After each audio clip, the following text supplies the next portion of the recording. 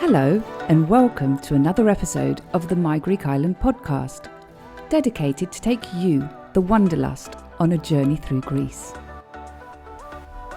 There are 227 inhabited Greek islands. Which one will you visit next? My Greek Island, with your hosts, George and Maria.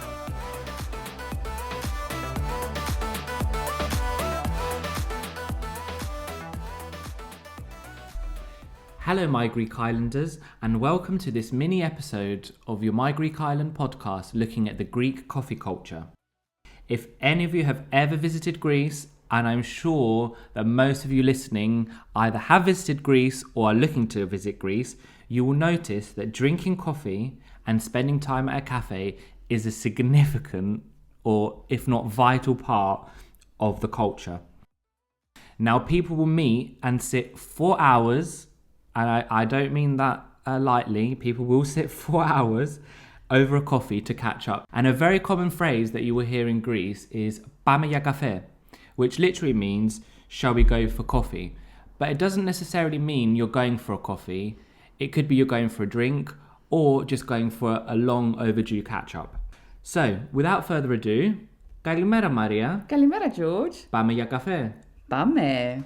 So, do you actually like coffee? I love coffee. I even love the smell of coffee. I love chocolate with coffee. I love anything with coffee. Yeah. I mean, the Italians are famous for coffee, but I know we're biased on this podcast, but Greek coffee, there's so many options, so many types of coffee. And for our listeners that have been to Greece, they might see people walking around with a coffee or sitting down at a cafe. What are the coffee options in Greece? There's so many that Greeks like. There are, and I mean, before we dive into the different types of coffee that you can get in Greece, I just want to say that one thing I love about the coffee culture in Greece is that it's a ritual. It's actually a ritual. And here it's probably saying that small independent coffee shops are much more popular in Greece in general. And the reason is that people in Greece do not like to queue and get their coffee in a plastic cup unless they're on the go. If they're gonna go to a coffee shop and have coffee, they want to be seated, they want to be served. And because it's become a ritual, many coffee shops will actually serve your coffee accompanied by some sweet or savory that the coffee shop actually takes pride in, because many of them have actually made those goodies themselves, either the biscuits or the cakes or etc. So that's, I love the ritual of having coffee in Greece. It's just fantastic. I mean, any Greek, it's part of the vocabulary, like, are we going for a coffee? Yeah. Like, it's just part of everyday thing. Like, and the phrase doesn't mean, when you say let's go for coffee, πάμε για καφέ, like we said previously, it more literally means let's catch up. Yeah. And coffee, because it's so embedded in the culture, coffee is just the catchphrase for let's catch up. Yeah. So what are the coffee types? So there's many types of coffees in Greece, but the interesting thing is that the Greeks have adapted the coffee to the weather. And what does that mean? That you can actually order your coffee to accommodate whatever, to suit all seasons. So if it's warm, you can order your cappuccino cold. So they've sort of created this version of a cold cappuccino, which they call freddo cappuccino, which freddo I think is the Italian word for cold. Yeah. Although if you go to Italy and ask for a freddo cappuccino, they'll look at you. You're not going to get what you get in Greece. Freddo cappuccino is my favourite coffee. And even if it's winter, if it's summer, whatever the season, mine is always cold. Yeah. So I tend to actually prefer my coffee warm. But in the summer, I do like a cold coffee here and there. So touching on the coffees, we have the cold versions of an espresso or a cappuccino. You also have a cold version of instant coffee, which the Greeks refer to as frappe. Which is isn't it the most famous one? And like the most famous, but it's not the most served anymore. No. I think after they founded the cold version of the espresso and the cappuccino, the frappe has sort of gone a bit downhill. Yeah, it's more for the older generations, maybe. I don't know actually if it's for the older generations, but it's for the people that actually prefer instant coffee to their espresso or their cappuccino. But one more thing that is definitely worth noting here is that in Greece, unlike other countries, you order your coffee exactly the way you drink it. So with the exact amount of milk, with the exact amount of sugar, you will order it and it will come exactly as you drink it. Yeah, that is true, because when you sit down, you might say, "Oh, I want a cold cappuccino" or something, and they say, "Well, how do you want it?" Yeah. And often for foreign visitors that haven't been to Greece or don't know, they might be going, "Well, what do you mean?" And I think, if I'm not mistaken, there is a blog post on the My Greek Island website that actually is a bit of a cheat sheet, isn't it? Yeah, so there is a cheat sheet which literally breaks down every single terminology you will need to know. The variations of having a coffee in order to order your coffee, and we'll touch on a few. But just before that, one very last special coffee that's served in Greece and is referred to as a Greek coffee, or as the Greeks will say, Ellinikos. Now, this specific type of coffee is only served hot, without milk, is quite strong, and can come in a single shot or a double shot. And if you go to Turkey, you'll order this as a Turkish coffee. Yeah, if you go to Cyprus, you'll order it as a Cyprus coffee. I don't know where it's all the variations. I don't know where this coffee originated from, but each country in the Mediterranean actually has their own version of it. And one tip to say about this coffee is that a solid layer of coffee rests on the bottom of the cup. Do not drink it. It's not to be drunk. And if you do, you will probably choke and it will be extremely bitter. So going back to the cheat sheet, if you go on the website of My Greek Island, there is a dedicated blog post to the Greek coffee culture, and there is the coffee guide, which you can download for free. You can save it on your phone, and it will tell you exactly the various ways that you can order your coffee, the sugar, the milk, everything that you need to know in order to order your coffee in Greece. And I think one really funky thing to say is that the sugar guide is just so funny. So if it's no sugar, the Greeks refer to that as sketo, which means plain. One sugar is metrio, which means medium. And if you want two sugars, it's gliki, which means sweet. So make sure you download that guide, save it on your phone, and keep it as a cheat sheet in your back pocket. Yep. And going back to the Greek coffee, you can actually get your coffee read in some places. Like they turn it upside down, and it's like a bit of a fortune telling. And you can get it, I think, in Athens, in Thessaloniki, maybe some other places. But have you ever done that? I've usually done it with the odd aunt that just wants to read they call it reading the cup. So if I'm at a family gathering and you've got, that crazy aunt that wants to read the coffee and tell you your fortune, although it's funny that every single time it's the same story. There are two roads. You're going to meet a tall, handsome guy and you're like, oh God. Yeah, reinforcing stereotypes. Yeah, reinforcing stereotypes. But I want to share it at some point. I'm going to create a reel out of it.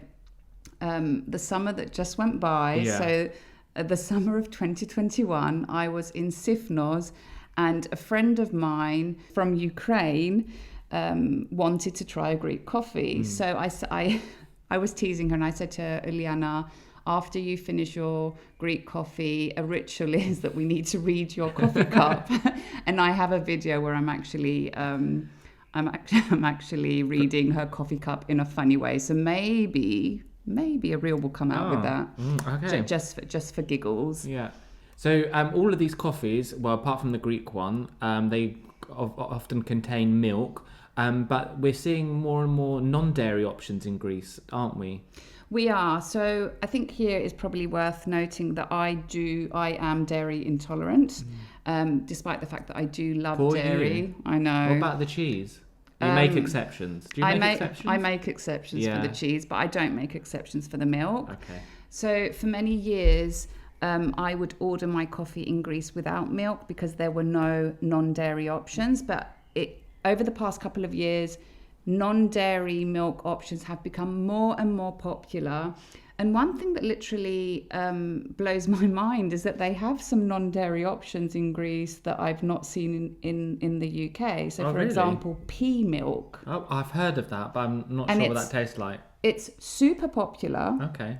And it's actually very, very nice. So I would say that it's quite close. So in the UK, I drink oat milk. Okay, yeah, oat milk is more internationally recognized. And it's actually very close to oat milk. I would actually say even nicer in some occasions. So pea milk is one that you find quite easily now, especially in Athens. Mm-hmm. So that was quite interesting. So you always find like the almond milk, coconut milk, soya being the most common, but lately pea milk has become the most popular. Wow, I need to try that and see kind of what it tastes like. So, final question: what's your favorite coffee and how do you have it? So my favorite coffee, if I'm seated, is usually a cappuccino. I drink it without sugar and clearly with plant-based milk, preferably oat or pea milk. However, in the summer, I do tend to go for a freddo cappuccino, and I usually have it on the go because when we're on holiday with such early risers, we'll find a nice little bakery and order our coffee to go, and I usually take it cold. How about you, George? How do you take your coffee? Mine is always freddo cappuccino, medium, which means 1 sugar, and yeah, that's it. I probably have too many, maybe 2 or 3 a day, because I'm just like making up for lost time when I'm in London and you can't really get it.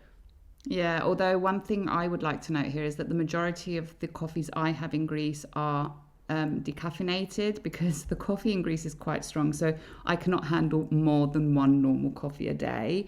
And here it's probably also worth noting that my Greek island is environmentally friendly, and George can vouch that I'm the crazy woman with her bamboo straw and bamboo cup running into a coffee shop saying, no, I don't want a plastic cup, please put the coffee in my cup. Every little helps with the environment. I just fail to buy one each year. If I do, I forget it somewhere. So yeah, but we're always trying our best. We are. Is there time for a bonus little coffee shop in Athens? Oh yes. Yeah. Where's your coffee kind of jaunt in Athens? Where do you like to hang out? So I'm first going to give a tip to our Londoners. There is a coffee and nut shop, which originated from Athens. The first shop, I think, opened in the area of Kolonaki, which is sort of like the Mayfair of Athens. It's called Karpo. And there is also one in London. Actually, I think there's more than one now. So the first one was on Piccadilly, very close to Piccadilly Circus. And I think there's one in Harrods as well now. I'm not too sure, but I'm sure there's more than one in London at the moment. So they make an exceptional coffee, and that's usually where I'll grab my coffee to go when in Athens, because where I choose to stay in Athens is very close to the Karpo in Kolonaki, and in the summer, the hotel that I usually choose to stay in Glyfada, which is sort of like on the Athens Riviera, also has exactly opposite, has a Karpo. Oh yeah, it does. A Karpo coffee is amazing. Yeah. And they give you a little sweet to go, like a little chocolate They give you a little chocolate. Oh my God, yeah, they're nuts. Oh, they're nuts covered in chocolates, and they've got filled dates. They've got so many goodies and dried fruits that are worth purchasing. So definitely a must go in Athens or in London for our Londoners. And then I'm going to mention two coffee shops in Athens. The one is definitely off the beaten track, very known to the locals. It's called Dioskuri.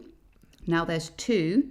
The one that I propose is right under the Parthenon, so it's on the steps. It's in the area of Blaga, and it's a traditional coffee shop and a small plates restaurant. So you can go there for coffee or some beer or ouzo with some little nibbles, and it's super chilled, very authentic, and very simple. So that's the first one that I'm going to give. The second one is a rooftop that's not as touristic as the known 360A for Athens. It's called Couleur Locale. Am I pronouncing that right? Couleur Locale. Couleur It's French. Locale, I love yeah. a rooftop and I love You that do. place. So that's definitely a great place for a rooftop coffee. Of course, it's also a bar, restaurant, etc. Now, look for it on Google Maps, and once you get there, don't be startled that there's no sign. You literally have to walk through the little alleyway Yeah. and go into the elevator. I love it. And it has amazing views of the Acropolis. That's and it's very really true. good at night as well. The food's reasonable. It's good. It has a really good brunch as well. Yeah, so I think we should just add here that all of this info and the cheat sheet can be found on the website, so make sure that you go and check it out. What about my favourite one? Which one? Your favourite coffee shop? Yeah. Oh, definitely share. Yeah. So my favourite coffee shop is it's actually called what did we call it? Was called it's called Six Dogs, and it's in the centre near Monastiraki. It is off the beaten track for tourists because you have to go through. You have to like go under a building, and it's like a garden that goes up. I really like it. Really good coffee. Yeah. I'm not sure it does food, but it's a very good It does. place. It actually does. It does. Okay. It does, and it's super cool for a drink as well. Yeah, and it's good to cool off in the summer because it's always very shaded It's and very there's shaded. fans. I feel like I'm in Thailand when I'm there, but I don't know. That's just me. And I'm just going to add an extra tip. So Okay. just around the corner from Six Dogs. So Six Dogs is very close to the metro station of Monastiraki. And it's literally on a side street. And at the end of that side street, there's also a very famous historic shop that sells hats called Giorgio Hatta. And if you follow my Greek Island on Instagram, you'll see that I'm obsessed with this shop's hats. When are you getting me a hat? Whenever you want. Okay, I think that comes to the end of the little mini episode on Greek coffee culture. Yes, it is. We've reached the end of this mini episode of the My Greek Island podcast. As always, we'll leave the phonetical breakdown of the phrase that we learnt, which in this episode was Πάμε για καφέ, so that when you do visit Greece, you can use it when you want to invite someone for coffee or for a catch-up. Now, you know the drill. If you like this episode, don't forget to like and share the love with the My Greek Island community, where everyone is welcome. And don't forget to press that subscribe button so you're notified every time a new episode comes out. And if you have any suggestions or requests for future episodes, make sure you get in touch. until then, Ta leme!